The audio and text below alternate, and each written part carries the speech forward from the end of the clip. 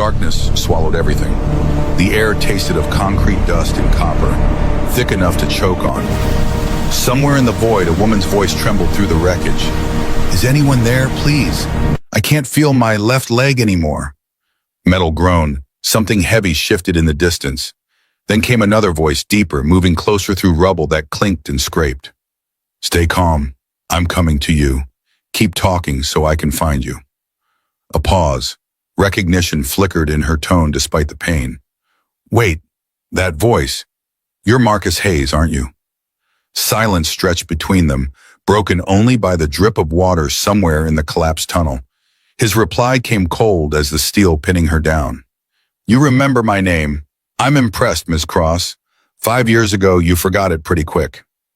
72 hours earlier, Victoria Cross stood at the floor-to-ceiling window of her 40th floor office, watching Denver's morning traffic crawl through the grid below. 42 years old, hair black threaded with premature silver pulled into a tight knot, Armani suit black as her mood, heels adding 4 inches she didn't need.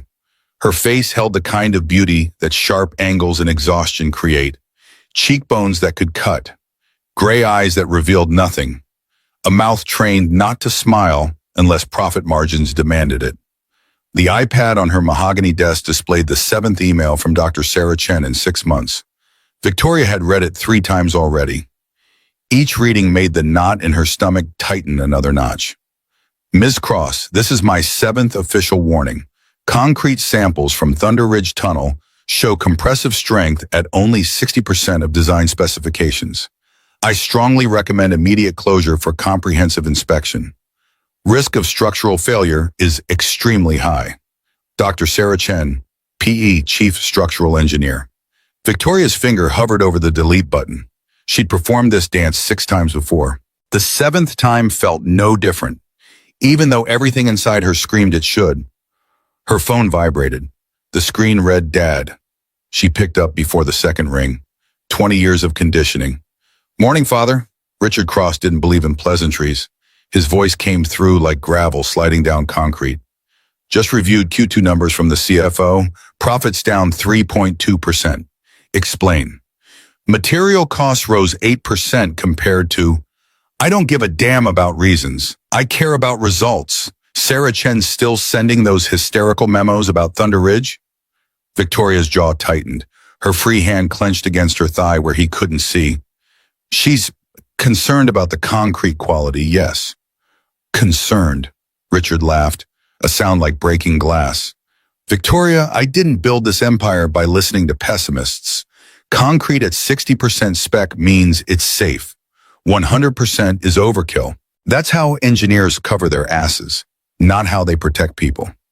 But if something were to happen, if something happens, we have insurance.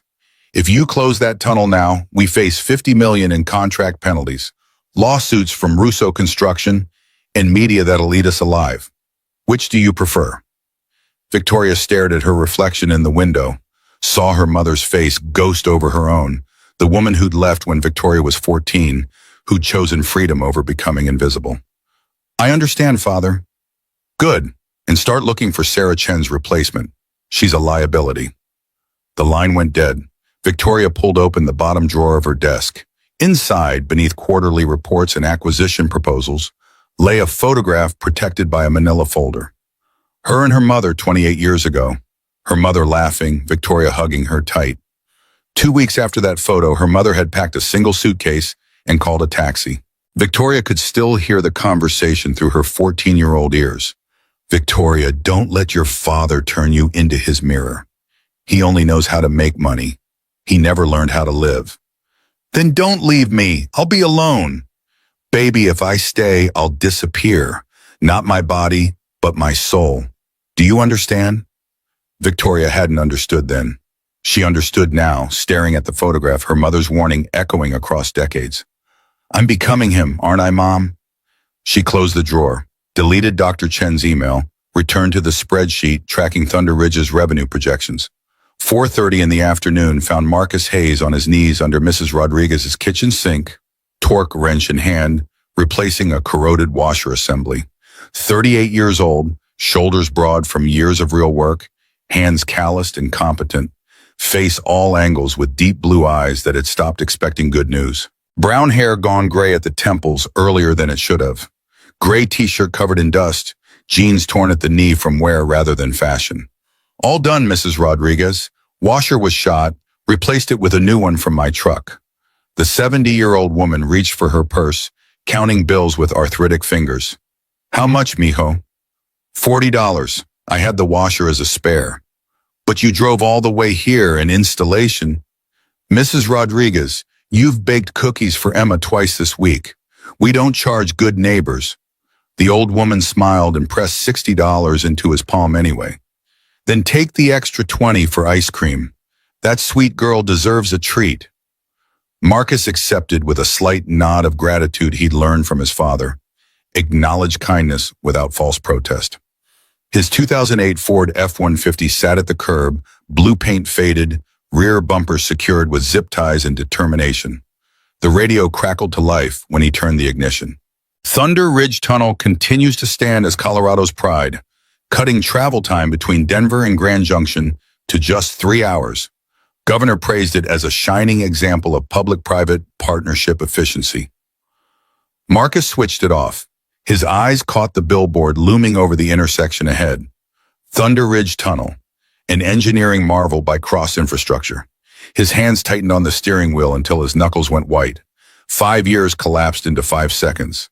Marcus, at 32, wearing the putti he'd bought for Lisa's father's funeral, standing in Victoria Cross's office, with test results clutched in his fist. Ms. Cross, I have proof Frank Russo's using substandard concrete on the Silver Creek Bridge. These are independent lab results. If you don't fire him, I'll have to report this to the State Transportation Department. Victoria had sat behind that same mahogany desk, 37 then, her eyes already cold. Mr. Hayes, I appreciate your concern, but Frank Russo has been our partner for 10 years. You've worked here 18 months. Are you certain this is the path you want to take? My job is ensuring safety. Yes, I'm certain. I'll look into it. 2 weeks later, Marcus received his termination letter. Official reason, restructuring. Real reason, Richard Cross called HR directly, voice like a hammer on glass. Fire that troublemaking engineer. He's damaging our relationship with a crucial contractor. Marcus never worked construction again. Every company in Colorado got the message. Cross Infrastructure had reach. Hiring Marcus Hayes meant trouble with Richard Cross.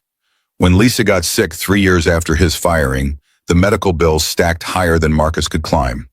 The good treatments, the experimental trials, the specialists who might have added years, all required insurance he no longer had, money he couldn't earn fast enough, fixing sinks and installing water heaters. Lisa died on a Tuesday morning in March. Emma had been 4 years old. Marcus pulled into the parking lot of his apartment complex, a weathered 2-story building in Aurora, where rent stayed low enough to manage. Emma burst from Mrs. Chen's door the moment his boots hit the stairs. Daddy! 7 years old, brown curls wild, blue eyes bright as his used to be. She crashed into his arms and he lifted her, inhaling the scent of crayons and the strawberry shampoo Mrs. Chen used. How's my girl? What did you learn at school? We learned about President Washington, and I made a picture. She thrust a piece of construction paper at him. A family of 3 figures, a tall man, a small girl, and above them an angel with yellow hair and wings. Block letters spelled out, Mommy in Heaven. Marcus's throat closed. He pulled Emma tighter against his chest. Mrs. Chen appeared in her doorway, 65 and kind, understanding, written across her weathered face. The teacher asked them to draw their families. Emma did beautiful work. Marcus managed a nod. Words wouldn't come. After Emma fell asleep that night, Marcus sat at the kitchen table with his ancient laptop. The Cross Infrastructure website glowed in the dim room. He navigated to their projects page. Thunder Ridge Tunnel smiled back at him in high-resolution glory. General contractor, Russo Construction. His fist slammed the table. The laptop jumped. He opened his email, began typing for the 4th time in 6 months. To Colorado Department of Transportation. Subject, urgent warning, Thunder Ridge Tunnel. I am Marcus Hayes, former safety engineer at Cross Infrastructure. I write to warn you about Thunder Ridge Tunnel constructed by Russo Construction. 5 years ago, I discovered Russo Construction using substandard materials and was terminated for reporting it. Now the same contractor is working on a project exponentially larger and more dangerous. I urgently request an independent inspection. He hit send. Like the previous 3 emails, it would vanish into bureaucratic void. Cross Infrastructure had lobbied state officials for 2 decades. Their influence ran deeper than Marcus could dig. He closed the laptop, looked at the photo of Lisa on the shelf above the sink, 35 when cancer won, blonde hair pulled back, smile that had made him believe the world could be good. Lisa, if I hadn't been a whistleblower, we'd still have had money for your treatment. Maybe you'd still be here. I'm sorry. The apartment stayed silent. Apologies never brought anyone back. Wednesday evening, 7:30. Thunder Ridge Tunnel stretched through the Colorado Rockies, a concrete throat swallowing vehicles headed west. Victoria sat in the back of her Mercedes S-Class limousine. Black leather seats, partition up between her and Tom the driver. Tom was 55, ex-Army, reliable as sunrise. They were headed to Grand Junction for an 8 a.m. meeting with state contractors. Flying would have been faster. Richard had vetoed it. Private jets are wasteful. CEOs need to show fiscal responsibility. Set an example. Victoria's iPad glowed with Julia Park's latest email. Her assistant, 32, sharp, increasingly uncomfortable with Victoria's decisions. Ms. Cross, I've attached every safety warning Dr. Chen sent over the past 6 months. I think you should read them. Not as an employee, as a person. Julia Victoria opened the attachment. 23 emails arranged chronologically, each more urgent than the last. The final one, sent 3 days ago, made her hands shake. Ms. Cross, I cannot remain silent. If you won't close this tunnel, I must contact OSHA and the press. I'm sorry, but my conscience won't allow me to be complicit in an impending disaster. Victoria's phone buzzed. Daniel, her brother, older by 2 years, smarter by miles. He'd walked away from Cross Infrastructure a decade ago, chosen architecture over empire, happiness over father's approval. Hey, Vic. Daniel. Heard Dad's pressuring you about Thunder Ridge. How do you... Vic, I worked for the company 10 years, remember? I know how Dad operates. Are you listening to Sarah Chen? Silence stretched between them. Daniel sighed, the sound of someone who'd already lost this battle. Vic, when are you going to stop living Dad's life instead of yours? You got to walk away, Daniel. I don't have that option. You always have that option. You're just too scared to take it. Victoria ended the call, dropped her phone on the seat like it burned. 200 meters behind Victoria's limousine, Marcus guided his F-150 through the same tunnel. Emma asleep in the back seat, stuffed bear tucked under her chin. He'd spent the day in Grand Junction installing a heating system, earned $200, drove back exhausted. The radio played before he remembered to keep it off. Controversy continues surrounding Thunder Ridge Tunnel as an anonymous whistleblower alleges safety violations. Cross Infrastructure denies all accusations, stating the tunnel has passed every state-mandated inspection. Marcus killed the radio, glanced at Emma in the rearview mirror, her face peaceful in sleep, mouth slightly open, trust absolute that her father would get her home safe. His internal monologue ran like water over stones, constant, wearing him down. There are moments when doing right means losing everything. But if you don't do right, you lose yourself. And Emma doesn't deserve a father who became the coward he hates. Inside the tunnel, Dr. Sarah Chen stood near the western entrance with vibration sensors and mounting dread. The insurance company had hired her independently after 7 ignored warnings. Her equipment screamed data no one wanted to hear. Abnormal vibration detected. Danger level. She called Victoria's number. Straight to voicemail. Tried Captain James Morrison at Denver Fire and Rescue. Captain, I need you to evacuate this tunnel immediately. Morrison's voice carried the weight of procedures and liability. Dr. Chen, I need official authorization from Cross Infrastructure to close a state highway. By the time you get authorization, people will be dead. I understand your concern, but my hands are tied. Call someone with actual authority. Sarah tried Victoria again. Still voicemail.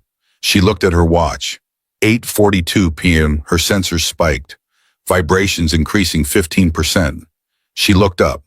A crack in the concrete ceiling had widened since her last check 2 hours ago. Dust drifted down like snow. God help us, it's going to collapse. 8:47 p.m. Inside Thunder Ridge Tunnel, Victoria's limousine cruised at 60 miles per hour.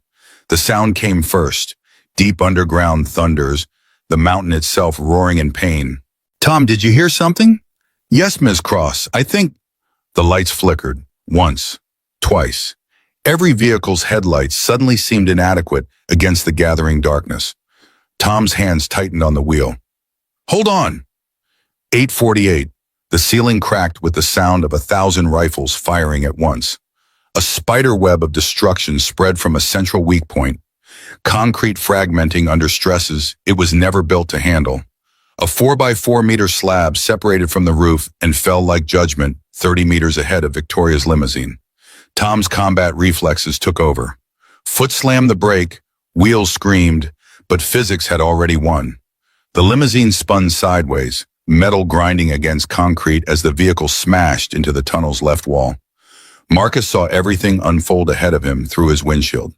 The falling concrete, the spinning limousine, the beginning of catastrophe. Jesus Christ. His boot hit the brake. Emma jerked awake. Daddy, what's happening? Emma, get down on the floor, now! He twisted in his seat, right arm reaching back to shield her as she scrambled downward. A second concrete panel dropped from the ceiling 50 meters ahead of his truck, smashing into the roadway with force that cracked the asphalt beneath it. 8:48 and 45 seconds. The collapse spread like disease. Structural failure cascading from the weakest point outward. What engineers called progressive collapse. What survivors called hell. Victoria's limousine took the full weight of a 3-ton concrete beam that punched through the reinforced roof at an angle, shearing through metal like it was foil. The beam crushed Tom instantly. Ribs shattered, skull fractured against the steering wheel. Death so fast he never felt it. Victoria flew sideways, head smashing the window.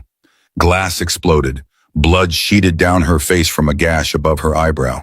A 2-meter steel I-beam followed the concrete through the destroyed roof, driving downward, pinning her left leg from knee to ankle against the crumpled dashboard. Her scream was lost in the thunder of the mountain eating itself. She tried to move her leg. Nothing. Looked down through blood and tears. The steel beam sat across her like a sleeping giant, impossibly heavy, already soaked with her blood. Tom? Tom! She reached forward with shaking fingers, found his wrist. No pulse. Skin already cooling. Victoria began to cry, for Tom, for herself, for every warning she'd ignored, every choice that had led to this moment of perfect consequence. Marcus's truck stood frozen between falling sections. Concrete rained behind them, blocking retreat. Debris crashed ahead, eliminating forward escape. A secondary shockwave rumbled through the mountain. More ceiling collapsed, burying the rear half of Marcus's truck under rubble. Emma sobbed in the back. I'm scared, Daddy. I'm scared. Marcus unbuckled, climbed into the back seat, wrapped his daughter in his arms as the world ended around them. We're okay, sweetheart. Daddy's here. We're going to be okay. His voice stayed steady through sheer force of will, the way fathers lie to their children when truth would shatter them. 8:50 p.m. The mountain stopped screaming. Dust hung in the air, thick as fog, turning headlights into useless diffusion. Car alarms wailed. People shouted. Metal settled with groans that sounded almost alive. Marcus tested his door, jammed. He put his shoulder into it, grunted, pushed until something gave. The door opened halfway. Enough. He lifted Emma, carried her into the choking darkness. Cover your nose with your shirt, baby. The dust is bad. Emma buried her face against his chest, small body trembling. They picked their way through the nightmare landscape. Marcus's eyes adjusted slowly. Shapes emerged. Crushed vehicles, scattered debris, a man lying motionless beside a destroyed Toyota. Marcus found a man in his 40s, conscious, leg bent at a wrong angle. You okay? Broken leg, but alive. Christ, what happened? Tunnel collapsed. I'm getting people out. Can you walk? Maybe, with help. Marcus supported the man with one arm, carried Emma with the other, moving toward where exit should be. Then his flashlight, always kept in the truck's glove box, Lisa's insistence before she died, caught chrome and black paint. A limousine, expensive, custom. The license plate carried a logo that turned Marcus's blood to ice. Cross one, he stopped walking. His heart hammered against his ribs. 5 years collapsed again. That same limousine parked in front of Cross Infrastructure's headquarters the day security escorted Marcus out with his belongings in a cardboard box. He'd watched it from the lobby window, Richard Cross climbing into the back, Victoria following, neither looking back at the man they'd destroyed. Marcus approached slowly, shined his light through the shattered window. A woman, black hair matted with blood and dust, black suit torn, steel beam across her leg, blood pooling beneath. Even through the damage, even through the years, he knew that face. Victoria Cross, the man with the broken leg, called from behind. "Hey man, we need to keep moving." Marcus stood frozen. Every molecule in his body screamed contradictions. Emma tugged his sleeve. "Daddy, that lady is hurt." Marcus looked at Victoria, looked at Emma, looked back at Victoria. His internal voice spoke with Lisa's cadence, her kindness cutting through his rage. "This is the woman who destroyed everything, who fired you for doing right, who made it impossible to save me. You could walk away. You should walk away. Let the system save her, if they want to." But Emma is watching, learning what kind of man her father is, learning whether integrity means something only when it's convenient. Marcus crouched until his eyes were level with Emma's. Sometimes doing the right thing isn't about whether someone deserves it. It's about whether you deserve to be better than your anger. He turned to the injured man. "Take my daughter outside. I'm staying." "What? Man, this whole place could come down." "I know. Take her anyway." Marcus pressed Emma's shoulders gently. "Baby, go with this gentleman. Daddy will be right behind you." Emma's eyes filled with tears. "Promise?" "I promise. Count to 1,000. I'll be there before you finish." Emma wrapped her arms around his neck one more time, then let the injured man lead her toward the distant glow of emergency lights. Marcus turned back to the limousine, approached the window. Victoria's eyes were closed. He rapped his knuckles on the remaining glass. "Anyone alive in there?" Her eyes fluttered open, unfocused, confused. She saw him through a haze of shock and pain. "Thank God, who are you?"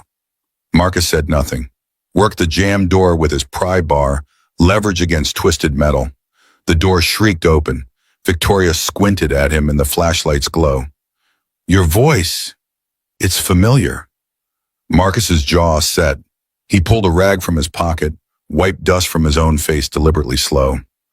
Recognition hit Victoria like electricity. "Marcus? Marcus Hayes? So you do remember names. I'm surprised. How are you here?" "Wrong place, wrong time. Story of my life since I met you." Victoria tried to move, gasped. Her leg wouldn't respond to any command. "Please, you have to help me get out." "I have to?" Marcus crouched, examined the steel beam with professional eyes. "I don't have to do anything, Ms. Cross. In fact, I have about 100 good reasons to walk away right now." "Marcus, please." "Save it." He positioned his flashlight on the floor, illuminating the beam. "I need leverage. This weighs 200 pounds minimum." Victoria's voice cracked. You're still going to help me? After everything I did to you?" Marcus didn't look at her, started searching for something to use as a fulcrum point. "I'm not helping you. I'm helping my daughter sleep at night, knowing her father's a man she can respect. There's a difference." He found a chunk of concrete the right size, wedged it under the beam near Victoria's knee, positioned his pry bar. Victoria watched him work, something breaking open in her chest. "I didn't know about your wife, Marcus. I swear I didn't know. But you didn't care to find out either, did you? People like you don't think about what happens after you fire someone. They're just numbers on paper." "You're right." The words came out small. "You're absolutely right." Marcus put his weight on the pry bar. The beam shifted 1 centimeter. Victoria whimpered. "This is bad. I need better leverage." "Just leave me. You don't owe me anything. You owe me less than nothing." Marcus finally looked at her. His blue eyes held nothing but exhausted truth. "My daughter is outside counting to 1,000. She's learning what kind of man I am." I won't teach her that leaving people to do is acceptable, no matter how much they deserve it. Victoria's tears mixed with blood and dust, running dark tracks down her face. I'm sorry. About your wife, about your career, about you. I'm so sorry. Keep your apologies. We'll talk after, if we both survive.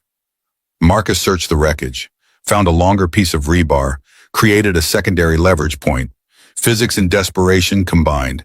He positioned himself, muscles tensing. When I lift, you pull your leg out. One chance, understand? Yes, Marcus braced, drew breath, pushed down on the rebar with everything 38 years of hard living had built. The beam lifted 3 inches. Now, Victoria pulled. Her leg came free to the knee. The rebar snapped.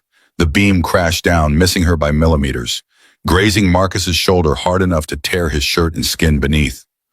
Marcus grunted, stumbled back, clutching his shoulder. Victoria dragged herself forward, out from under the dashboard, leg trailing useless and bleeding. Marcus! You're hurt. It's nothing. He pressed his palm against the wound. Blood seeped between his fingers. Old injury. Shoulder's been bad since he'd taken a construction job right after being fired, desperate for money, worked longer than he should have, gotten hurt because exhaustion and grief made people careless. Since you fired me and I had to take whatever work I could find. Victoria went silent. Marcus forced himself upright, moved to Victoria, checked her leg. Tibia fractured, obvious even through the blood. Not compound, no bone-breaking skin, but bad enough to kill her through blood loss if they didn't move. He tore strips from Victoria's ruined blazer, wrapped her leg tight. Field medicine learned from YouTube videos and necessity. Can you walk? No. Then I'm carrying you. Marcus, you're injured. I'm injured because I saved you. Don't waste it by arguing. He pulled her up. She screamed. He shifted her weight, got her across his shoulders in a fireman's carry he'd learned from the same YouTube videos. Started moving toward the exit, each step agony in his shoulder, but momentum more important than pain. Victoria's voice drifted down, weak from shock.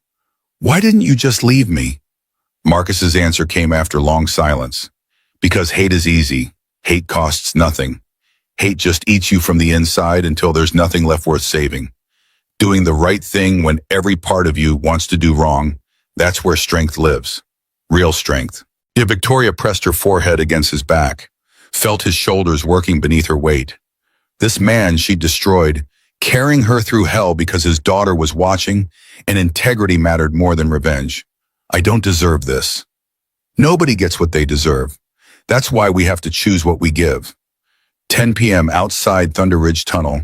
Emergency lights painted the night red and blue. Fire trucks, ambulances, police cars created a maze of authority and chaos. Captain James Morrison, 50 years old and 20 years of rescues behind him, orchestrated the organized panic. Team 1, establish the safety perimeter. Team 2, prep the rescue equipment. Dr. Sarah Chen ran to him, tablet clutched in white-knuckled hands.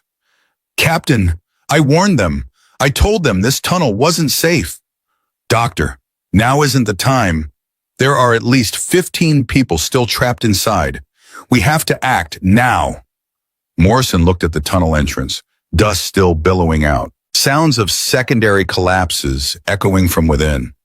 His face carried the weight of every impossible decision he had ever made. I can't send my people in. The structure's too unstable. So we just let them die? I can't risk my team's lives for people who might already be dead. Marcus emerged from the smoke carrying the Victoria, stumbling, half blind with pain. He set her down near the triage area just as EMT Sarah Winters sprinted over. Sir, are you okay? Let me see. Emma broke away from the injured man she'd been waiting with. Ran to Marcus, crashed into his legs sobbing. Daddy, Daddy, you came back. Marcus dropped to his knees, wrapped his good arm around her, buried his face in her hair. I promised, didn't I? How high did you count? 982. You made it. Told you I would. Captain Morrison appeared beside them. You were inside? Yeah, got my daughter out. Then went back for... Marcus gestured to Victoria being loaded onto a stretcher. Morrison's eyes widened. That's Victoria Cross, the CEO. I know who she is. You went back for her? Somebody had to.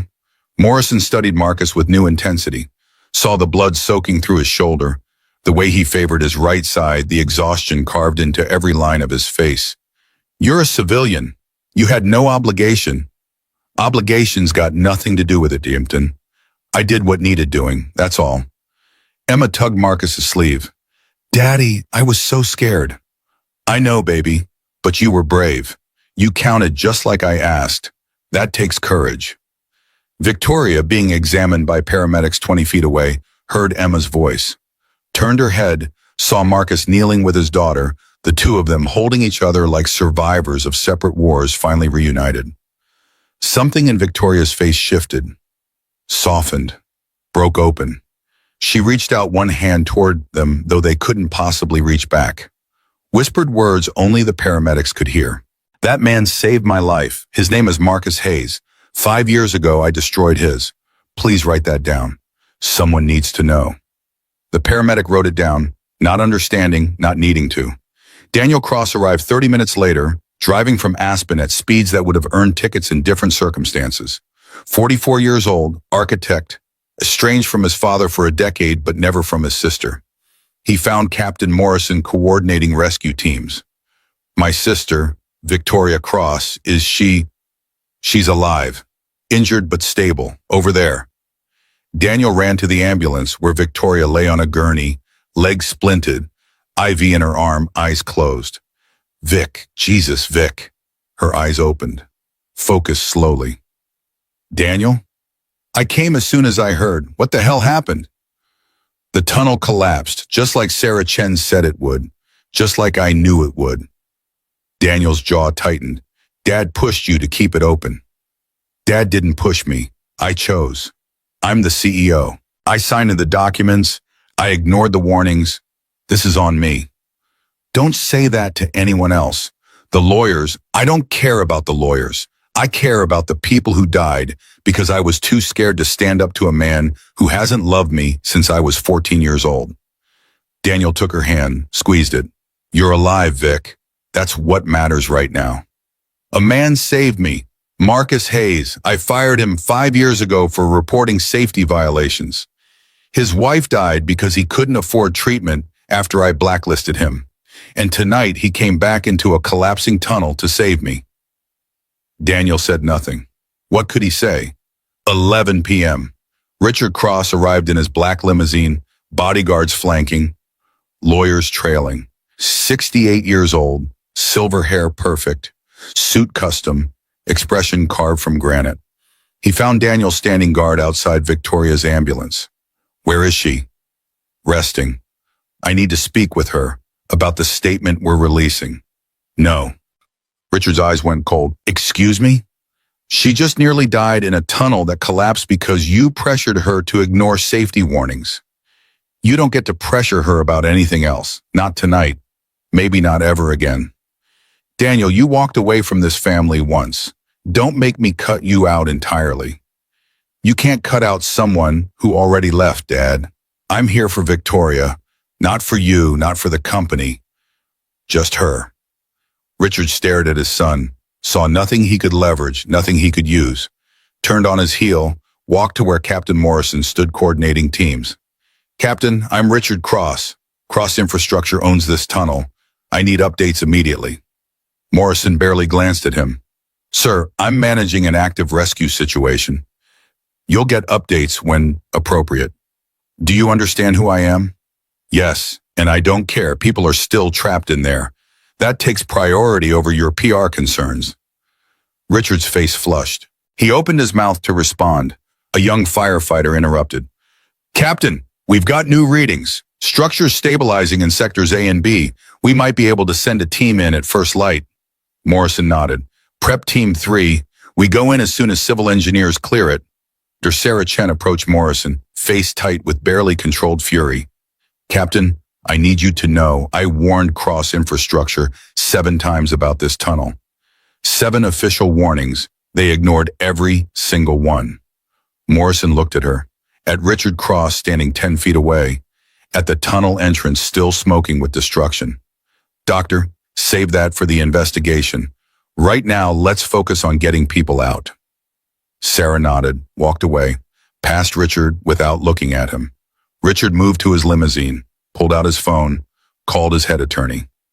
Martin, we have a situation. I need you to prepare a statement. Act of God, unforeseeable geological instability. Nothing about concrete quality. Nothing about timelines. Are we clear? He listened. His expression never changed. Good. And Martin, find out who this Marcus Hayes is, the man who pulled Victoria out. I want to know everything about him by morning. Midnight. Marcus sat on the bumper of an ambulance. EMT Sarah Winters finishing bandaging his shoulder. Emma slept against his chest, finally unconscious from exhaustion and shock. Sarah worked carefully, voice gentle. This is a significant laceration. You should get x-rays to rule out rotator cuff damage. Can't afford x-rays, just wrap it tight. Sir. Marcus, my name's Marcus. Marcus, you saved someone's life tonight, at considerable cost to yourself. That's worth something. It's worth my daughter being able to look at me and see someone worth respecting. That's all the payment I need. Sarah finished the bandage, taped it secure. There, try not to use that arm for a week. I'm a handyman, that's my working arm. Then be a one-armed handyman for a week, or be an unemployed handyman permanently. Your choice. Marcus smiled despite everything. First smile in hours. You're good at this. 8 years on the jaw, you learn to tell patients hard truths gently. She handed him a business card. That's the name of a clinic that does sliding scale payments. Get your shoulder x-rayed, for Emma's sake, if not yours. Marcus took the card, nodded thanks. Captain Morrison appeared beside them. Mr. Hayes, I need a statement. You were inside when it collapsed? Yeah. Can you describe what you saw, for the record? Marcus described it. The falling concrete, Victoria's limousine, the steel beam, the rescue. He kept it factual, no emotion, just events in sequence. Morrison wrote it all down.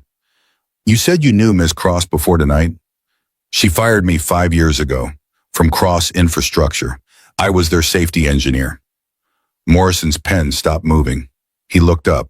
You were a safety engineer for the company that built this tunnel, and they fired you? I reported their contractor for unsafe, unrestricted contractor for using substandard materials. They chose the contractor over me.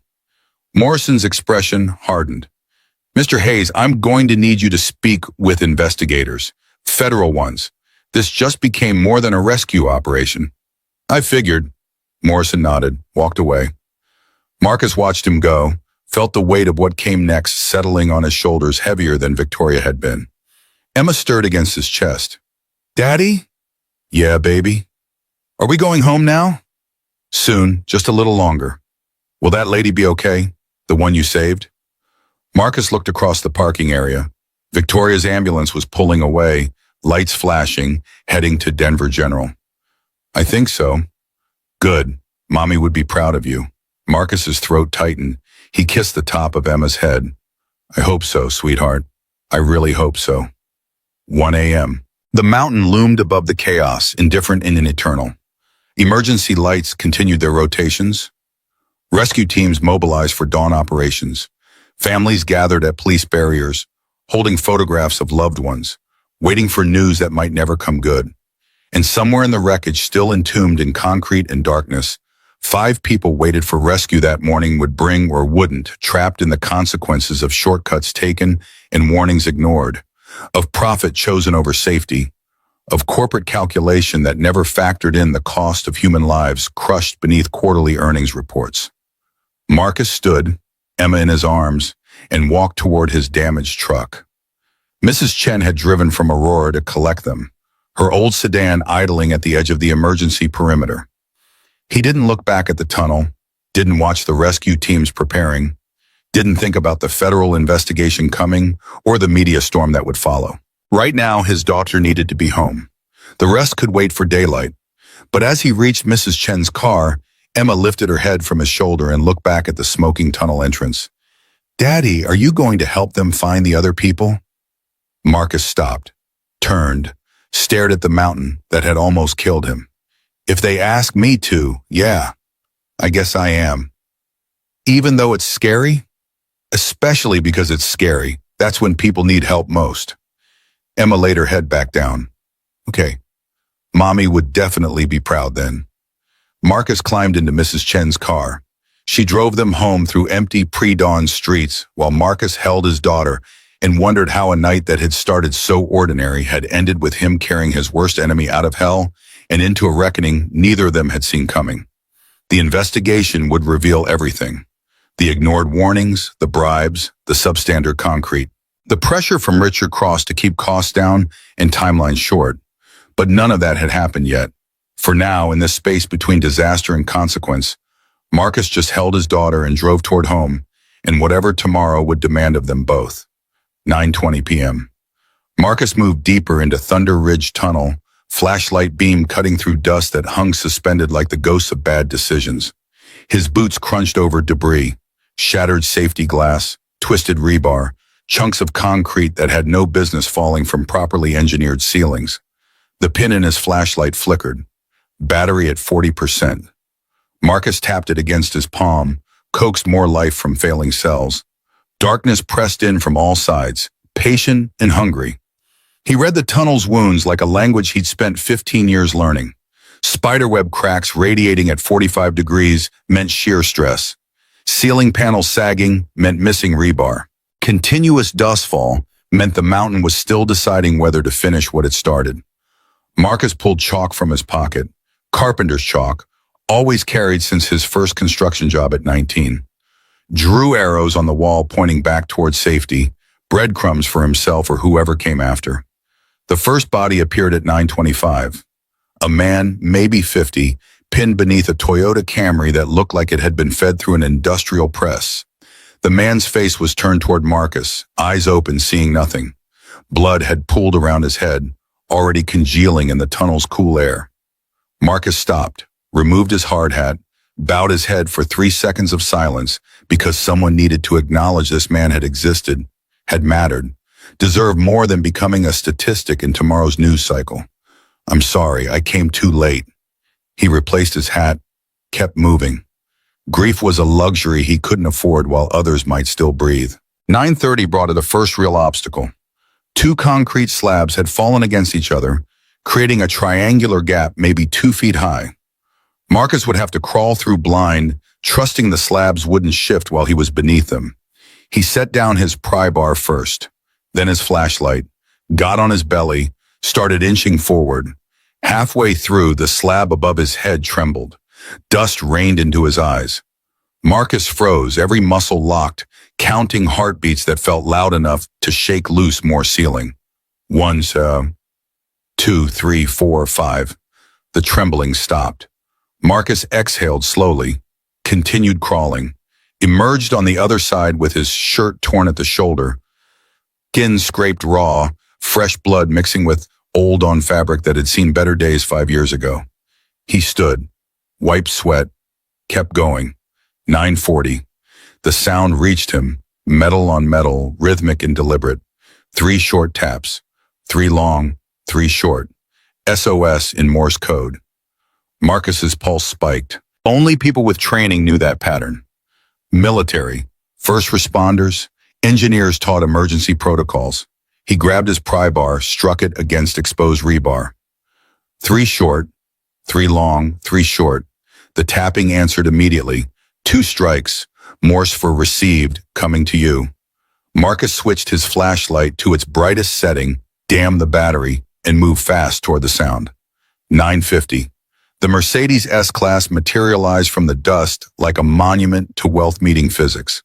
The roof had collapsed inward, driver's side crushed completely, passenger compartment compressed but intact enough to create survival space. A steel I-beam protruded through the roof at an angle, disappearing into the cabin.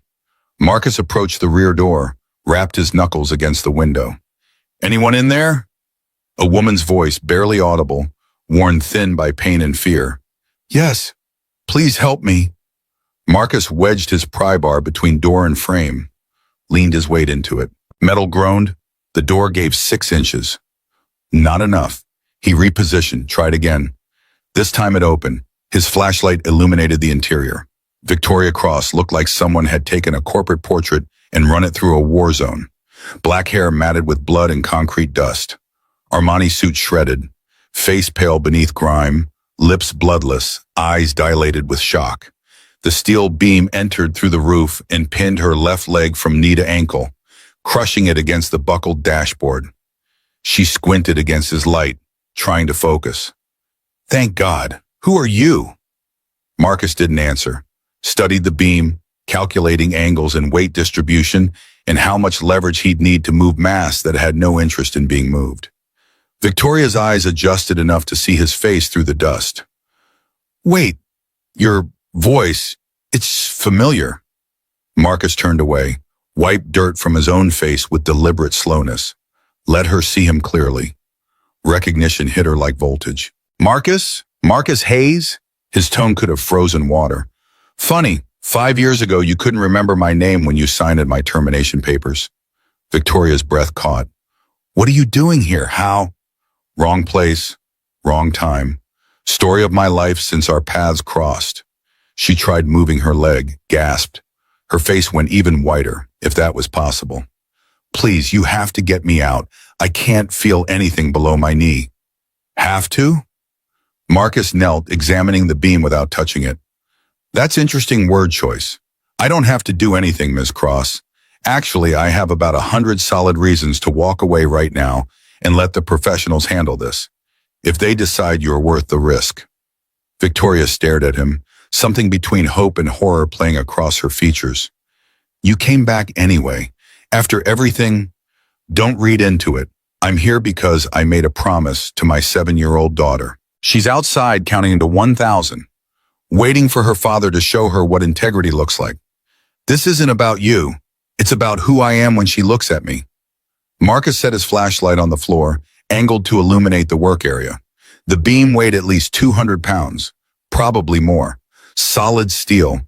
He'd need serious mechanical advantage to lift it even an inch. Victoria watched him work, her voice small. "You know who I am. You could leave me here. You'd be justified. Keep talking. Need you conscious. What should I talk about?" "Anything. When's the last time you slept?" Victoria's laugh came out broken. "Tuesday maybe, 48 hours ago. Board meeting ran until midnight, then emails until 3 a.m. "Why were you in this tunnel at 9 p.m. on a Wednesday?" "Driving to Grand Junction, meeting with state contractors tomorrow morning. Father said flying was wasteful." Marcus found a chunk of concrete the right size, positioned it as a fulcrum point beneath the beam. "Richard Cross lectures about waste. That's rich." Victoria flinched at the contempt in his voice. "Marcus, I know you hate me. You have every right, but I need you to know, firing you wasn't my decision. My father called HR directly." Marcus stopped working, turned to face her. "You signed the papers. I have copies. Your signature, Victoria J. Cross." "I signed what my father told me to sign." "And that makes it better? You were 37 years old, CEO. You had power. You chose not to use it." Silence filled the space between them, heavier than the steel beam. Victoria's voice emerged barely above a whisper. "You're right, I chose wrong. I was terrified of my father, terrified of being seen as weak, terrified of becoming my mother, walking away and being labeled a quitter. So I stayed, and I signed. And I destroyed people like you because I was too cowardly to stand up to a man who stopped loving me when I turned 14. Marcus went back to positioning his pry bar.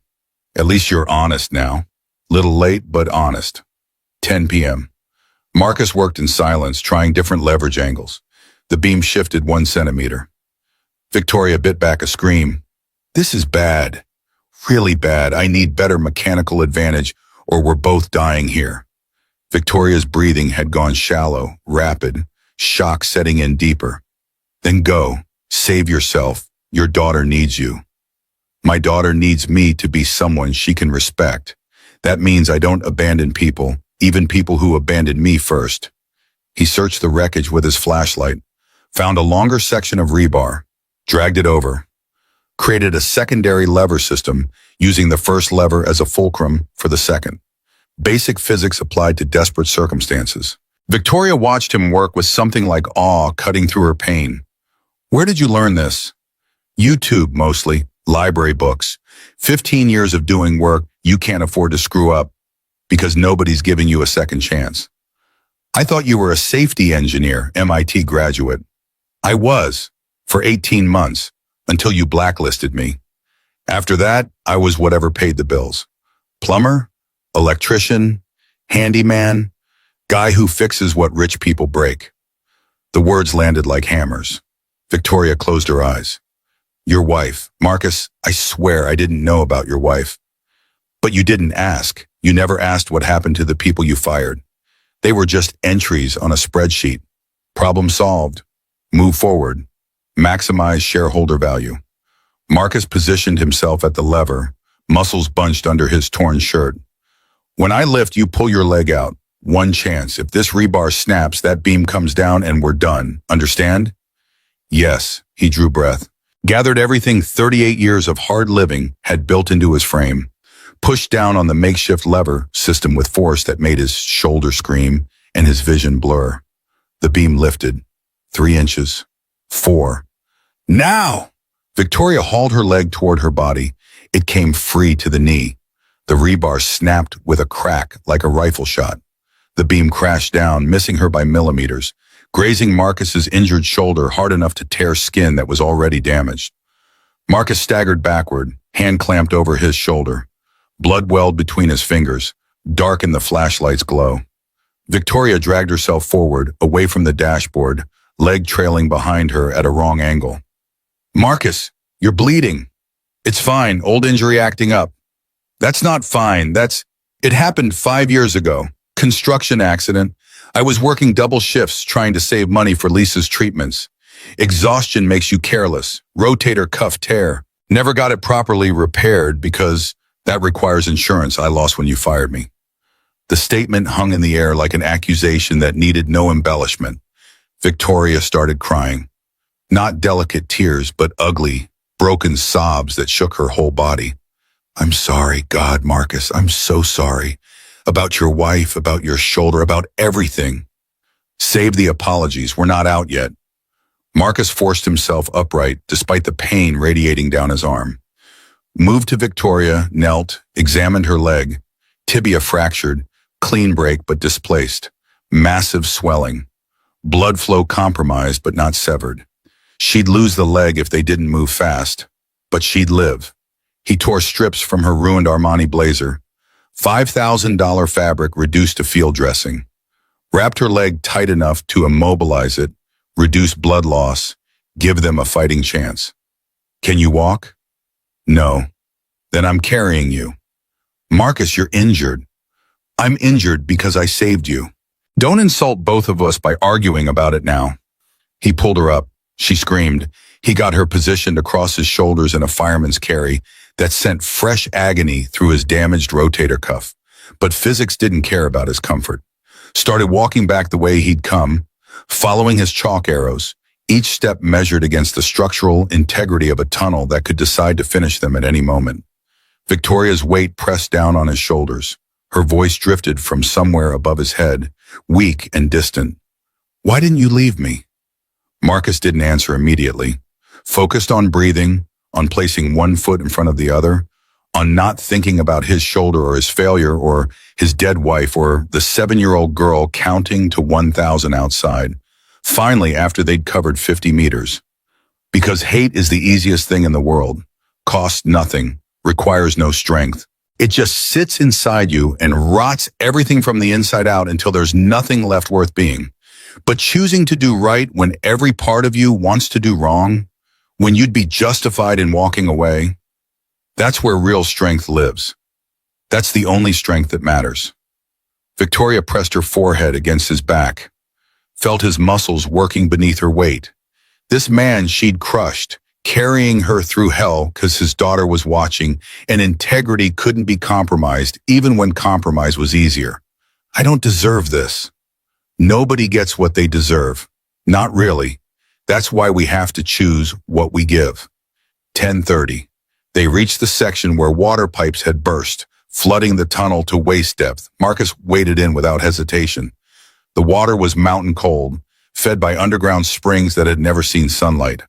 Victoria gasped, body going rigid. So cold. Talk to me. Stay conscious.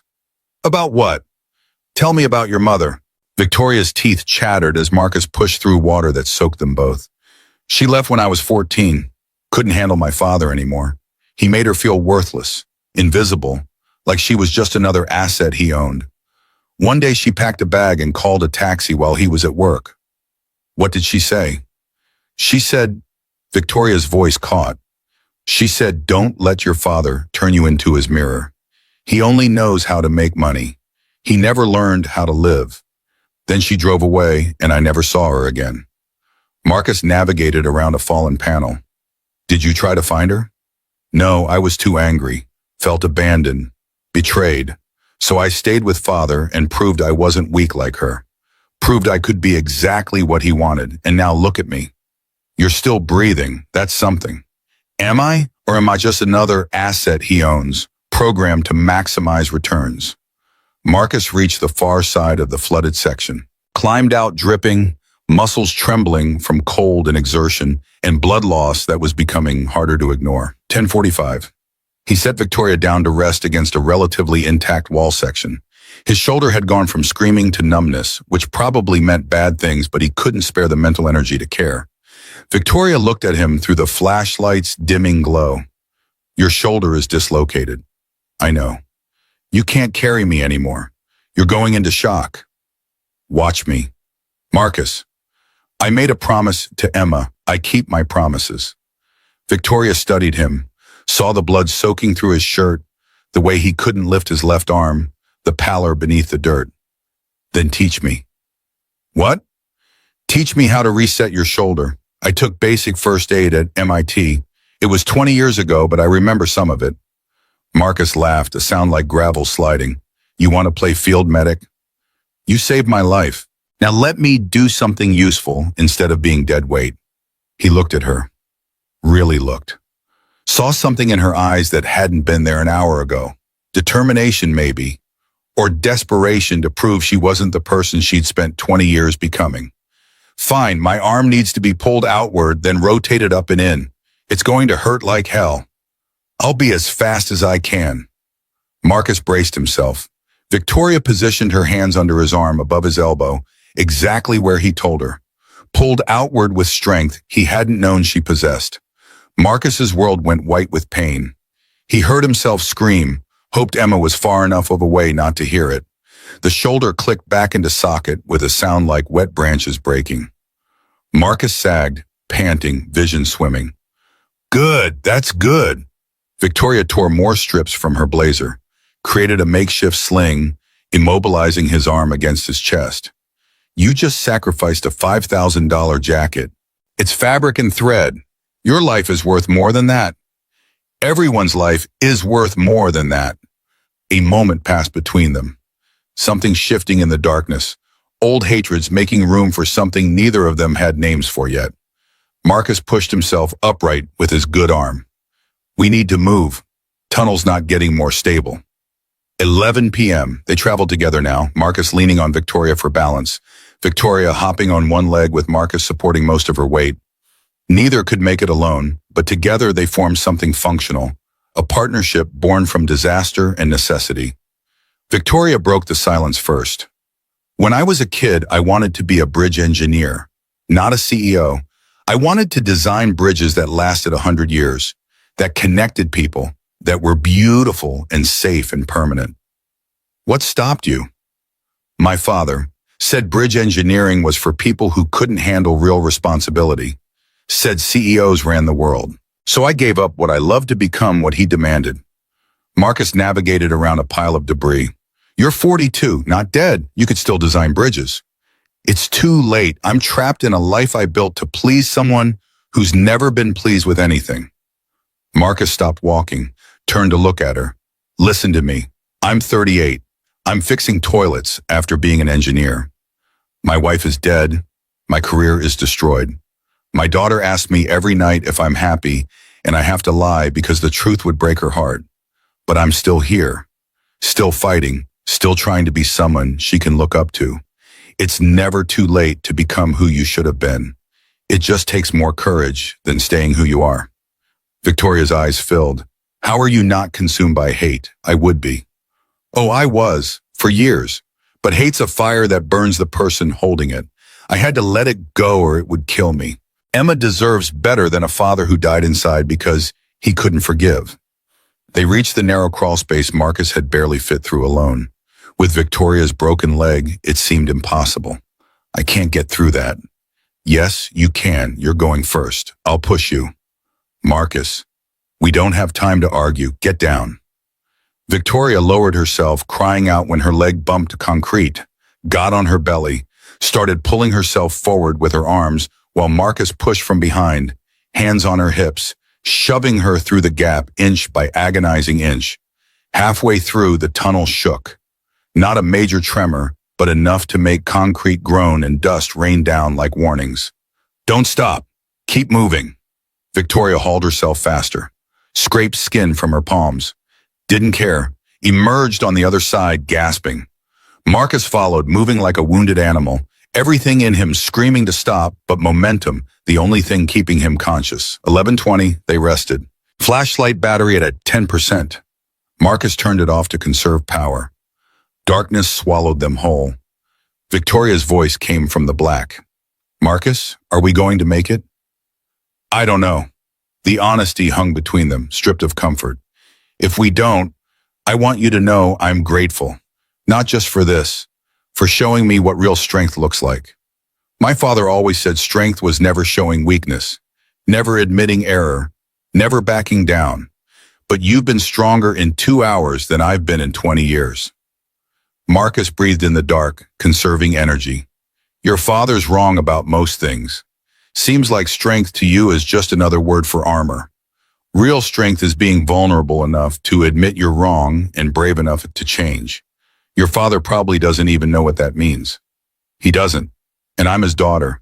I didn't know either until tonight. 11:30, Marcus turned the flashlight back on. Battery indicators showed 8%. They had maybe 20 minutes of light left. We move now, fast as we can. If this light dies, we're navigating blind. They stood, Marcus pulling Victoria up, Victoria leaning on Marcus, started toward the sounds of drilling that had grown louder. Rescue teams working from the outside in, trying to reach survivors before the mountain finished what it started. 11:45. They heard voices, saw light ahead, real light, bright white LED floods powered by generators instead of dying batteries. Marcus's flashlight finally gave up, plunging them back to darkness. But the rescue lights ahead were enough now. They pushed toward it, two people who'd started as enemy and victim, somehow transformed into partners by shared survival. 11:50. The tunnel exploded. Not the section they were in, but behind them, deep in the guts of the mountain. The shockwave hit them like a physical fist, throwing them forward, bouncing them off concrete, filling the air with dust and the roar of millions of tons of rock deciding gravity was more important than engineering. Marcus landed hard, lost his grip on Victoria, couldn't see anything through the dust cloud. Victoria! Here, I'm here!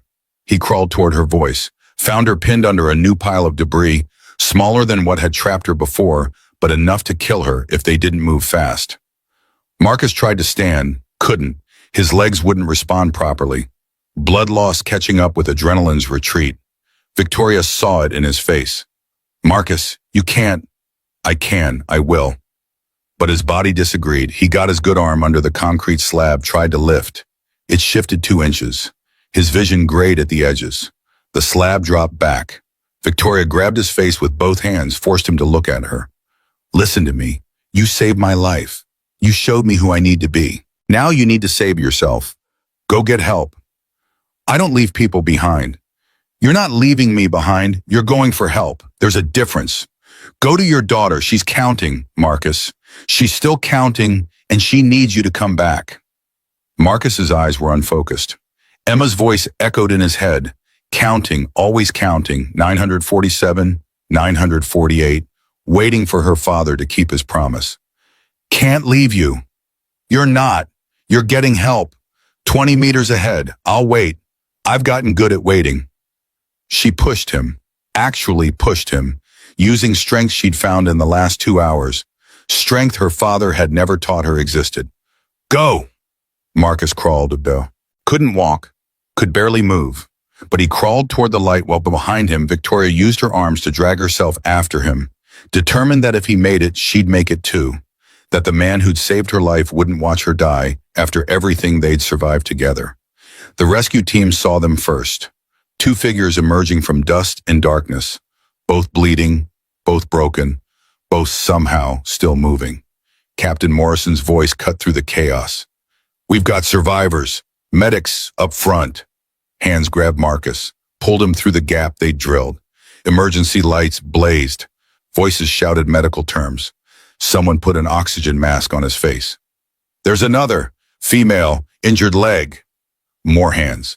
Victoria being lifted through, carried to a waiting stretcher. EMTs swarming her, IVs being started, neck brace applied. Marcus tried to sit up. Couldn't. The world was tilting in ways that had nothing to do with gravity.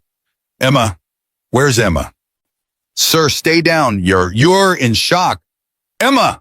A small voice cut through everything else, high and clear and terrified. Daddy! She broke through the line of rescue workers, sprinted to where Marcus lay on a stretcher, being loaded into an ambulance. Threw herself against his chest, sobbing so hard she shook. I counted to 982 and you came back. You came back. Marcus wrapped his good arm around her, buried his face in her hair, and let himself feel the relief of promises kept. Told you I would, baby. Daddy always keeps his promises.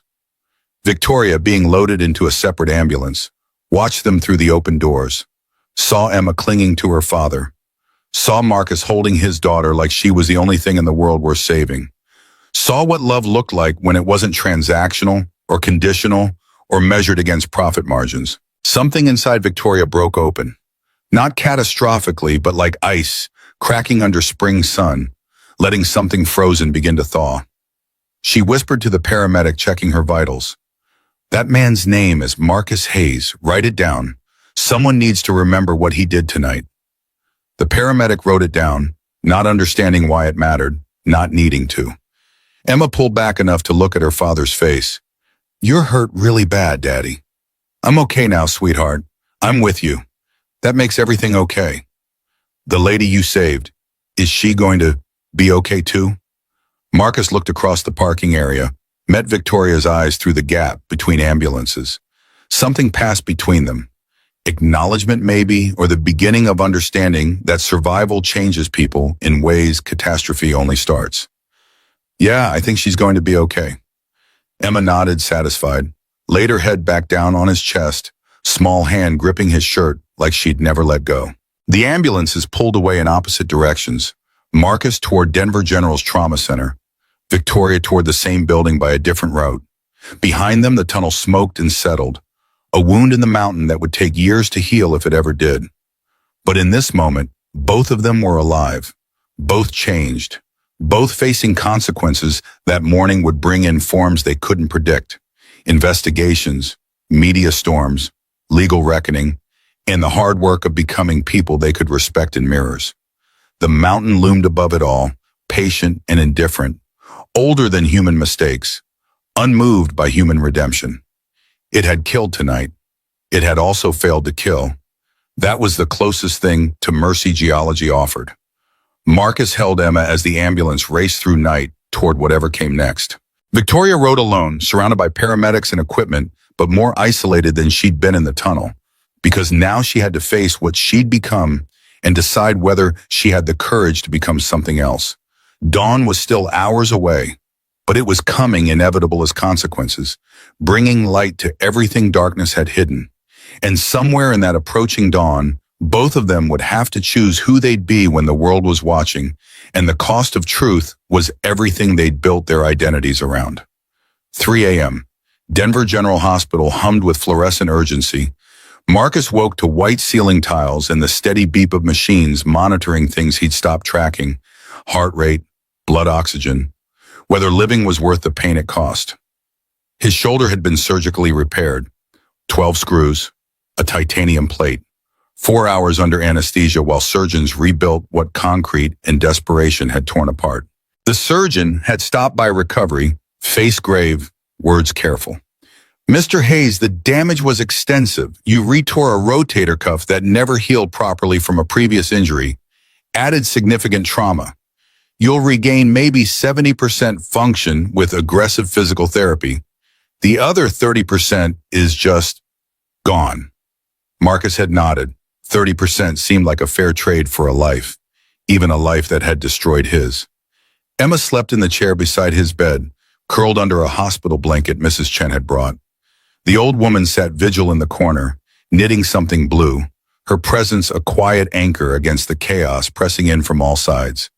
Marcus's phone, recovered from his truck, screen cracked but functional, showed 63 missed calls, 17 from numbers he didn't recognize, 21 from Captain Morrison.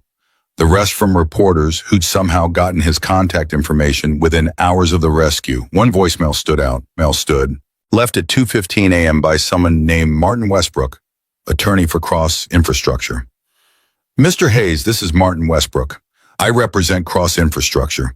We'd like to discuss a mutually beneficial arrangement regarding tonight's events. Compensation for your heroic actions. Please call me at your earliest convenience. This is time sensitive. Marcus deleted it, knew exactly what mutually beneficial meant in legal language. Money in exchange for silence, for not mentioning that Victoria Cross had been in a tunnel her company built that collapsed because someone chose profit over physics. His door opened. Captain Morrison entered, still in his smoke-stained uniform, exhaustion carved into every line of his 50-year-old face. You're awake, good. How's the shoulder? Expensive. Morrison pulled up a chair. We need to talk. Federal investigators want statements. NTSB, FBI, Department of Transportation. This isn't just a local incident anymore. 6 people died in that collapse. Victoria Cross was inside her own company's tunnel when it failed. That opens doors nobody wants opened, including her father, especially her father. Richard Cross has already hired 3 law firms. They're building defensive walls so high God couldn't see over them. Marcus looked at Emma sleeping. I'm not interested in walls or lawyers. I just want my daughter safe. Then you need to understand what's coming. The media knows you're the guy who saved Victoria Cross. They know you used to work for her company. They're building a story about the working-class hero rescuing the corrupt CEO. It's going to get ugly. It already is ugly. 6 people died because Victoria Cross ignored safety warnings for 6 months. Morrison leaned forward. Do you have proof of that? No, but someone does. 4 a.m. Victoria woke in a different wing of the same hospital, private room with security outside her door. Not for her protection, for damage control. Richard Cross had stationed lawyers like sentries, screening every visitor, every call, every piece of information that might leak beyond walls he controlled. Her leg was immobilized in an external fixator, metal pins drilled through bone, connected by bars that made her look like a cyborg built from pain and consequences. The orthopedic surgeon had been blunt. The tibia was fractured and displaced. Blood flow was compromised for several hours. We've stabilized it, but you're looking at 6 months minimum recovery, possibly permanent mobility issues. You were very lucky Mr. Hayes got you out when he did. Lucky. The word felt obscene. Daniel sat beside her bed, the only person Richard's lawyers couldn't bar. Her brother looked like he'd aged 5 years in 5 hours. How are you feeling? Like I was crushed by my own tunnel. Vic, don't tell me it wasn't my fault. I signed off on that tunnel. I ignored Dr. Chen's warnings. I fired Marcus Hayes 5 years ago for trying to stop exactly this kind of disaster. This is on me. Daniel's jaw tightened. Dad's already crafting the narrative. Act of God, unforeseeable geological instability. He's got experts ready to testify. Daniel, 6 people are dead. I know. Their families deserve truth, not experts paid to lie. Daniel studied his sister's face. Saw something there he hadn't seen in years. Clarity, maybe. Or the kind of exhaustion that strips away everything except what matters. What are you going to do? Victoria's hands trembled as she reached for the water cup on her bedside table. I don't know, but I can't keep being his puppet. I almost died tonight because I was too scared to stand up to him. How many more people have to die before I find some courage? Her door opened. Richard Cross entered without knocking. 3 lawyers trailing like remora on a shark. 68 years old, silver hair perfect despite the hour, suit custom despite the crisis. His eyes found Victoria, assessed her like a quarterly earnings report, damaged but salvageable. Victoria, thank God you're safe. The words held as much warmth as a board meeting. Daniel stood. Dad, she needs rest. She needs to understand what's at stake. Victoria, the FBI is requesting interviews. So is the NTSB. Our attorneys have advised complete silence pending investigation.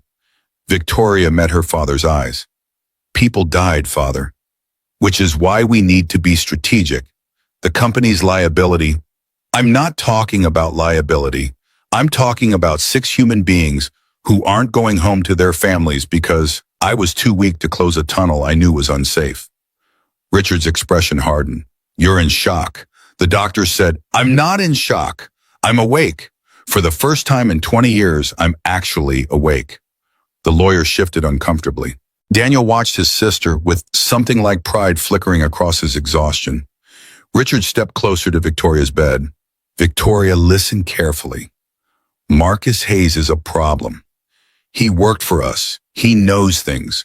My attorneys tell me he's refusing settlements. You tried to buy him? I tried to protect this company, which is what you should be focused on instead of melodramatic guilt. Victoria's voice came out steel wrapped in silk. Get out. Excuse me? Get out of my room. Take your lawyers. Leave. Richard's face flushed. You're emotional, irrational. I said leave. Daniel, make them leave. Daniel moved to the door, opened it. You heard her. Out. Richard stared at his daughter, at his son, calculating odds and angles and how to regain control of a situation slipping through his fingers. This conversation isn't over. Yes, it is. Everything you've controlled for 20 years is over. I just haven't figured out what comes next. Richard left, lawyers scurrying behind. The door closed. Silence filled the space like water filling a hole. Daniel returned to his chair. That was either incredibly brave or incredibly stupid. Probably both. He's not going to let this go. I know, but I can't keep being his daughter in my own person. Tonight, Marcus Hayes taught me something. Courage isn't the absence of fear. It's choosing right when wrong is easier. 7 a.m. Morning light crept through hospital windows, indifferent to human drama. Marcus was released with prescriptions he couldn't afford, physical therapy referrals he'd figure out somehow, and instructions to rest that Emma's existence made impossible. Mrs. Chen drove them home in her ancient Honda, Emma sandwiched between them, holding her father's good hand with both of hers. Daddy, are you a hero? No, baby, I'm just a guy who did what needed doing. The news said you were a hero. It's on TV and everything. Marcus closed his eyes. The media had found him faster than he'd hoped.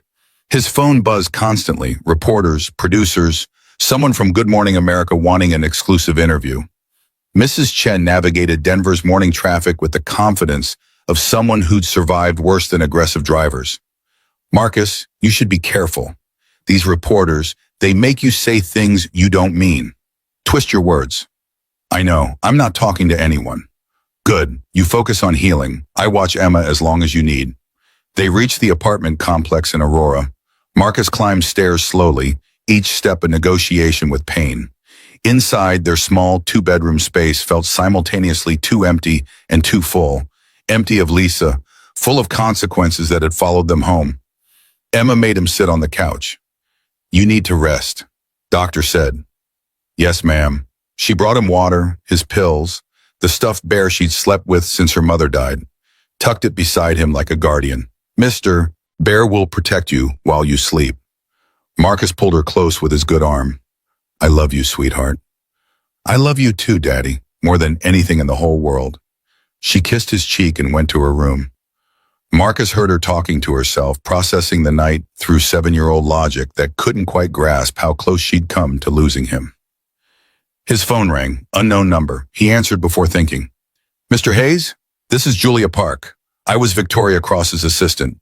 I need to talk to you about something important. 8 a.m., Julia Park sat in a Starbucks 3 blocks from Cross Infrastructure headquarters, laptop open, coffee untouched. 32 years old, Korean-American, sharp enough to have climbed to executive assistant despite being the only person in the building who regularly questioned decisions. She'd spent the night at her desk, knowing Richard Cross would purge files the moment market opened, had copied everything relevant to 3 USB drives and her personal cloud storage before security locked down servers. Now she stared at Marcus Hayes' contact information, obtained through his emergency contact forms still in HR system, and wondered if doing the right thing always felt this much like career suicide. She called. He answered. "Mr. Hayes, this is Julia Park. I was Victoria Cross's assistant. I need to talk to you about something important." His voice sounded rough, exhausted. "What kind of something?" "Evidence, emails, documentation that Victoria ignored 7 official warnings from Dr. Sarah Chen about Thunder Ridge Tunnel. Proof that Frank Russo Construction was using substandard concrete. Proof that Richard Cross specifically ordered Victoria to keep the tunnel open despite safety concerns." Silence on the line. Julia continued. "I've watched you on the news. You saved Victoria's life after she destroyed yours. That takes a kind of integrity I haven't seen in this company. So I'm offering you something. The truth. Complete documentation. Everything needed to prove what really happened." "Why me?" "Because you're the only person involved who doesn't have something to gain by lying. Victoria's father will bury this if he can. Victoria herself, I don't know what she'll do. She's changed since the collapse, but changed enough to testify against her own father? I can't be sure. You're my insurance policy. The truth needs to be somewhere Richard Cross can't reach it." Marcus processed this. Emma's voice drifted from her bedroom, talking to her dolls, explaining that Daddy was a hero even though he said he wasn't. "Send it to Captain Morrison at Denver Fire and Rescue. He's coordinating with federal investigators." "I'm sending it to him too, but I want you to have copies. Sometimes evidence disappears when powerful people get nervous. Sometimes whistleblowers have accidents. Call me paranoid. I call it realistic. I've seen how Cross Infrastructure operates." "Then you understand. Check your email in 10 minutes. The files will be there, password protected. Use your daughter's name, all lowercase, no spaces." "How do you know my daughter's name?" "Your HR file. I read everything before I left. I know about Lisa too."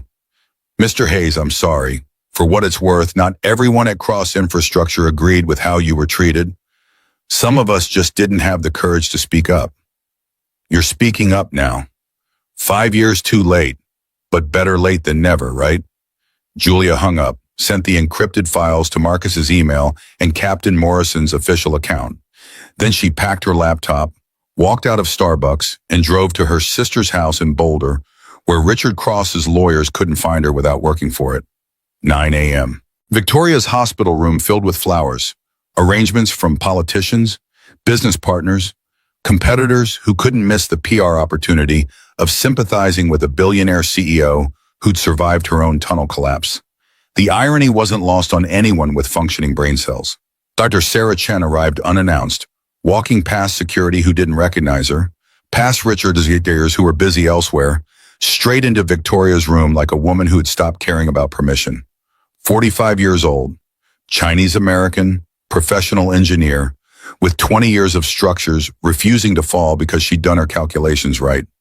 Her face held the particular fury of someone who'd been proven catastrophically correct. Victoria looked up from the tablet where she'd been reading news coverage, recognized Sarah immediately. "Dr. Chen, Ms. Cross." Silence stretched between them, waited with 6 deaths and 7 ignored warnings. Sarah's voice came out controlled, precise, each word measured. "I want you to know I take no satisfaction in being right. 6 people are dead. You almost died. That's not vindication. That's tragedy." Victoria set down her tablet. "You warned me. 7 times. I deleted every email." "I know. I kept copies. I imagine federal investigators have them now." "They do, along with documentation of every conversation where your father overruled safety concerns, every meeting where Frank Russo bribed inspectors, every corner cut to save money or time. Victoria met Sarah's eyes directly. Are you here to tell me I'm going to prison? I don't know if you're going to prison. That's for prosecutors to decide. I'm here because despite everything, I need to understand why. You're an MIT graduate. You took the same engineering ethics courses I did. You know the responsibility we carry. So why did you look at my warnings and choose profit over lives? Victoria's composure cracked. Tears welled. Because I was terrified of my father, of being seen as weak, of becoming my mother who left rather than stand up to him. So I stayed, and I signed what he told me to sign, and I killed 6 people through cowardice. Sarah pulled up a chair, sat. Her anger hadn't diminished, but something else joined it. Exhaustion, maybe. The bone-deep weariness of fighting battles that shouldn't need fighting. You want redemption? Here's what it costs. Full transparency, complete testimony. You turn over every document, every email, every conversation you remember. You testify against your father and Frank Russo. You accept whatever legal consequences follow. You don't hide behind lawyers or settlements or PR consultants. You face what you've done and you help make sure it never happens again. My father will destroy me. Your father destroyed you years ago. You've just been too scared to notice. The question is whether you have enough left inside to rebuild into someone worth being. Victoria wiped her eyes. Marcus Hayes said something similar. In the tunnel, while he was saving my life. Marcus Hayes is a better person than you deserve. But maybe that's the point. Maybe we don't get better by deserving it. Maybe we get better by choosing it, even when we don't. Sarah stood. Federal investigators will interview you this afternoon. Your lawyers will advise you to say nothing. That's good legal advice. It's also how innocent people stay dead and guilty people stay rich. Your choice, Ms. Cross. She left without waiting for a response. Victoria sat alone in her private room, surrounded by flowers from people who didn't actually care if she lived or died, and made a decision that would cost her everything she'd spent 20 years building. Noon. Marcus's apartment felt smaller with FBI agents inside it. 2 of them, Special Agent Catherine Reeves and Special Agent David Park, both professional and polite, and absolutely not leaving until they got what they came for. Emma watched from her bedroom doorway, wary of strangers in suits asking daddy questions. Agent Reeves sat across from Marcus, recording device on the tippy table between them. Mr. Hayes, we understand you have relevant employment history with Cross Infrastructure. Can you describe the circumstances of your termination? Marcus walked them through it.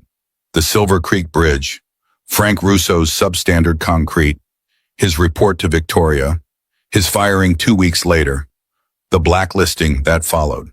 All of it delivered in flat, factual tones that made the injustice sharper for its lack of embellishment. Agent Park took notes. Did you have documentation of these safety violations? I did, 5 years ago. Cross Infrastructure confiscated all my files when they terminated me. Said it was proprietary information. Do you have copies? No, they escorted me out with security. I couldn't take anything. Agent Reeves leaned forward. What about recent documentation? Anything from Julia Park? Marcus's face gave nothing away. What about her? She contacted you this morning. We know because we're monitoring communications into and out of Cross Infrastructure. She sent you encrypted files. We need those files, Mr. Hayes. Get a warrant. We can get a warrant, but this goes faster if you cooperate. Faster for who? You? Richard Cross? The lawyers trying to bury evidence before it reaches court? Agent Park's expression stayed neutral. We're not working for Richard Cross. We're investigating potential criminal negligence, corporate fraud, bribery of state officials. Those files could be essential to prosecution. Then get them from Julia Park. She's disappeared, turned off her phone, left her apartment. We're trying to locate her for her own protection, or to pressure her into silence. Agent Reeves's patience showed cracks. Mr. Hayes, 6 people died in that tunnel. You almost died saving Victoria Cross. Don't you want justice for what happened? Marcus looked at Emma watching from her doorway, looked back at the agents. I want the truth to matter more than power. That's not the same as justice. Justice requires a system that works. This system protected Frank Russo for 20 years while he built effective infrastructure. This system fired me for reporting safety violations. This system let Richard Cross ignore warnings until people died. You want me to trust that system to suddenly work now? Show me why I should. The agents left 30 minutes later without the files, frustrated but unable to push harder without warrants that would take days to obtain. Marcus locked the door behind them. Emma emerged from her room. Daddy, why were those people asking questions? Because sometimes when bad things happen, people need to understand why. Are you in trouble? No, baby, I'm not in trouble. Promise? I promise. It was a lie. He was in every kind of trouble, legal, financial, physical. His shoulder would never fully heal. His savings account was empty. Medical bills were already arriving like judgments. The media wouldn't leave him alone. Federal investigators wanted information he'd given Captain Morrison hours ago. But Emma didn't need to know that. Emma needed her father to be a rock in shifting seas, stable when everything else moved. Mrs. Chen knocked softly. Marcus let her in. I make lunch. Emma needs to eat. Thank you. Marcus, reporters outside, 4 of them with cameras. I tell them to leave, but they don't leave. I'll handle it. Marcus walked outside, found exactly what Mrs. Chen described. 2 TV crews, 1 print journalist, 1 blogger with a podcast that claimed 8 million downloads. They swarmed the moment they saw him. Mr. Hayes, can you comment on your relationship with Victoria Cross? Were you surprised she was in the tunnel?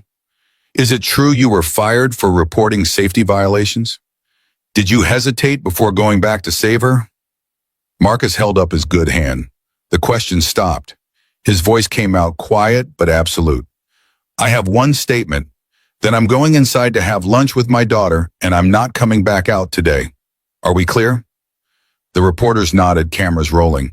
6 people died in Thunder Ridge Tunnel because someone chose money over safety.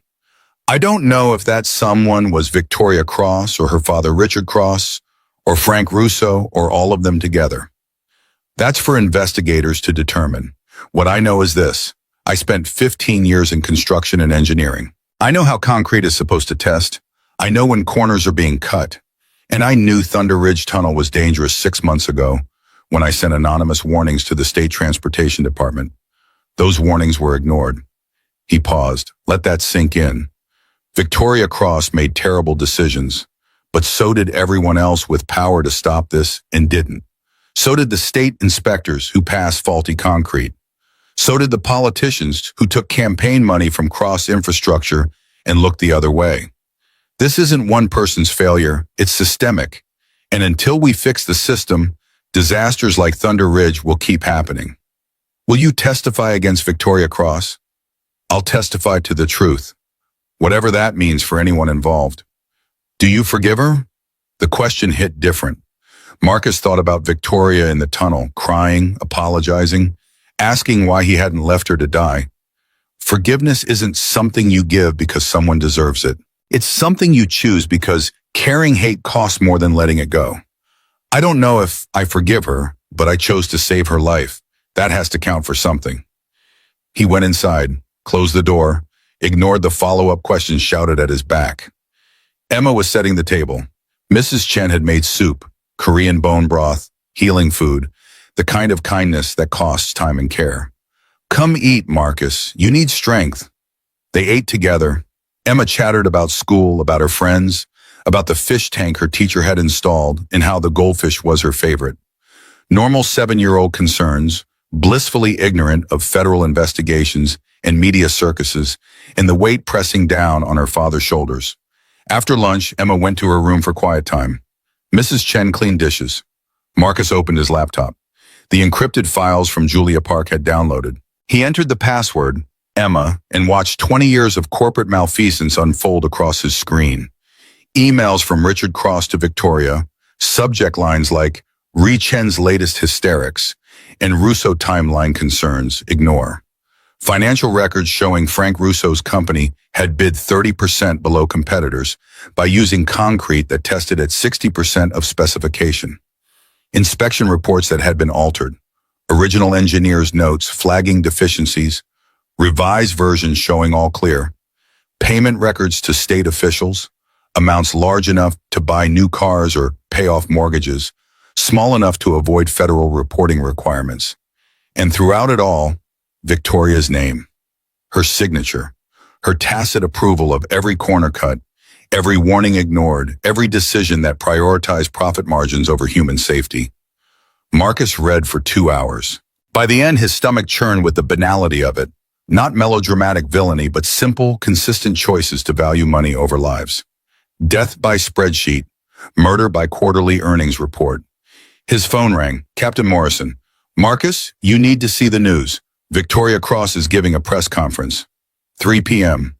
Victoria sat in a wheelchair at a Denver General Conference room, leg in its external fixator, no makeup, no prepared remarks, just truth dressed in hospital gown and consequences. Cameras crowded the small space. Reporters shouted questions. Victoria raised one hand for silence, the gesture of someone who'd spent 20 years commanding rooms and was using that skill one final time for something other than profit. My name is Victoria Cross. Was the CEO of Cross Infrastructure. 2 nights ago, Thunder Ridge Tunnel collapsed. 6 people died. Many more were injured. Her voice stayed level despite the trembling in her hands. I need to tell you something. The tunnel collapsed because I ignored safety warnings. Dr. Sarah Chen, our chief structural engineer, sent me 7 official warnings over 6 months. She documented that concrete quality was 40% below design specifications. She recommended immediate closure. She pulled out a tablet, held it up. These are her emails. I deleted them from our system, but Dr. Chen kept copies, as she should have, because she was right and I was wrong. The room erupted with questions. Victoria talked over them. I want to be clear about this. My father, Richard Cross, pressured me to keep the tunnel open. He said delays would cost the company $50 million. He said safety concerns were overblown. But I made the final decision. I signed the documents. I am the CEO. The responsibility is mine. Tears tracked down her face. She didn't wipe them away. The man who saved my life is named Marcus Hayes. 5 years ago, I fired him from Cross Infrastructure because he reported similar safety violations on a different project. My father ordered his termination. I carried out that order without question, without conscience. Mr. Hayes' wife died 3 years ago. He couldn't afford proper treatment because I had him blacklisted throughout the industry. She looked directly at the camera. Marcus Hayes had every reason to leave me to die in that tunnel, but he didn't. He risked his life to save mine. He showed me what real strength looks like, not the kind my father taught me, where you never admit weakness or error, but the kind where you choose right even when wrong is easier. Richard Cross's lawyers would be apoplectic. Victoria didn't care. I'm resigning as CEO of Cross Infrastructure effective immediately. I'm surrendering my board seat. I'm cooperating fully with federal investigators. I'm providing all evidence of corporate negligence, including evidence implicating my father in a pattern of prioritizing profits over safety. Her voice broke. To the families of those who died, I'm sorry. Sorry isn't enough. It will never be enough. But I will spend the rest of my life trying to be worthy of the second chance Marcus Hayes gave me. She wheeled herself away from the podium. Reporters mobbed forward. Security held them back. Daniel appeared, pushed Victoria's wheelchair through a side door, away from cameras and consequences that were just beginning. Marcus watched the press conference on his laptop, Emma beside him on the couch. Daddy, that's the lady you saved. Yeah, baby, that's her. She seems sad. She is sad. She did something wrong and now she's trying to make it right. Will it work? Marcus thought about the FBI agents, the federal investigation, Richard Cross's lawyers, the machinery of power already grinding into motion to protect wealth and bury truth. I don't know. Sometimes doing the right thing isn't enough, but it's all we have. His phone exploded with notifications, news outlets replaying Victoria's confession, social media fracturing into camps, those who saw redemption, those who saw calculated PR. Marcus ignored all of it. He pulled Emma close with his good arm. You know what I learned this week? What? That being strong doesn't mean you're never afraid. It means you do the right thing even when you're terrified, even when it costs you everything. That's the only kind of strength that matters. Emma thought about this with 7-year-old seriousness. Like Mommy, when she was sick, but she still smiled so I wouldn't be scared. Marcus's throat tightened, exactly like Mommy. 5 p.m. Richard Cross sat in his corner office, 70 floors above Denver, and watched his empire begin its collapse. Not the sudden catastrophic failure of Thunder Ridge. Empires built on Richard Cross's model didn't fall that easily. But the slow erosion of credibility, the death by 1,000 cuts, the kind of ending that takes years but starts with moments like his daughter confessing corporate negligence on national television. His phone rang. Martin Westbrook, his lead attorney, voice tight with controlled panic. "Richard, we need to discuss damage control. Victoria just destroyed our entire defense strategy." "I'm aware.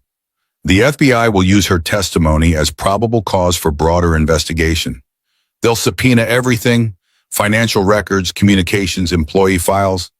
We need to invoke attorney-client privilege across the entire organization." "Do it."